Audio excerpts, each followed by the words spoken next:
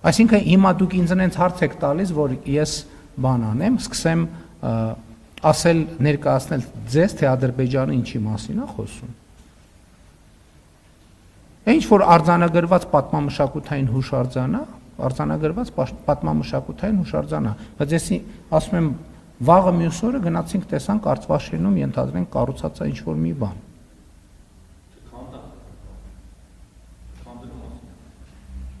Գնանք եկեղեցին, որը թվարկում է, կառուցվել է 2016 թվականին, նոծվել է 2019 թվականին։ Մենք դա գիտենք այդ փաստի մասին, թե չգիտենք։ Հա, ես ասում եմ կարա լինի տենց իրավիճակ, որ ասենք Արցվաշենում մենք ունենանք նման իրավիճակ։ Այսինքն արցվաշենցիները գնալու են այդտեղ ապրելու են, ասելու են լավ, ոչինչ պատմամշակութային հուշարձան է։ Ես